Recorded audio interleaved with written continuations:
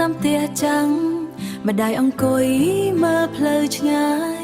ភ្នែកពោពេញដោយក្តីសង្ឃឹមរងចាំថ្ងៃកូនត្រឡប់មក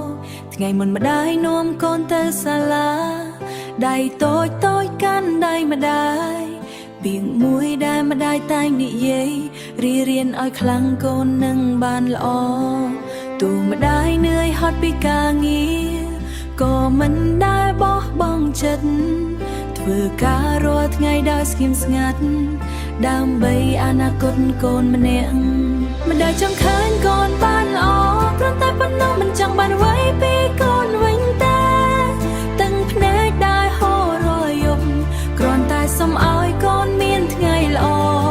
ម្ដាយចង់ឃើញកូនបានល្អសុំកុំភ្លេចម្ដាយទូថ្ងៃណាកូនទៅឆ្ងាយបេះដូងម្ដាយនៅតែរងចាំឲ្យកូនវិលត្រឡប់មកថ្ងៃនេះកូនធំឡើងហើយដើរតាមផ្លូវដែលខ្លួនជ្រឹងម្ដាយនៅផ្ទះចឹងដដែលតែចិត្តនៅតែគិតដល់កូនបើថ្ងៃណាកូនជួបបញ្ហា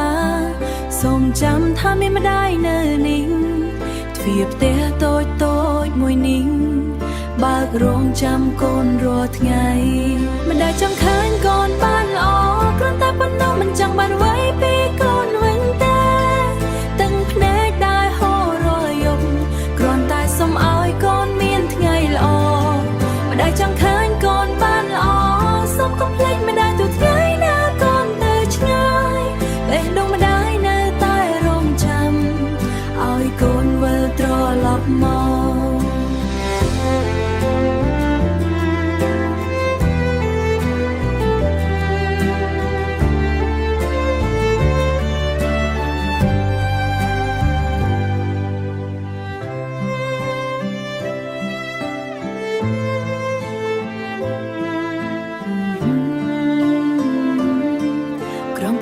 ថ្ងៃលេងស្ងប់ស្ងាត់ម្ដាយនៅតែអង្គុយមើលផ្លូវ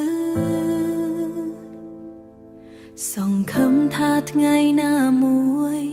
នឹងឃើញកូនត្រឡប់មកវិញ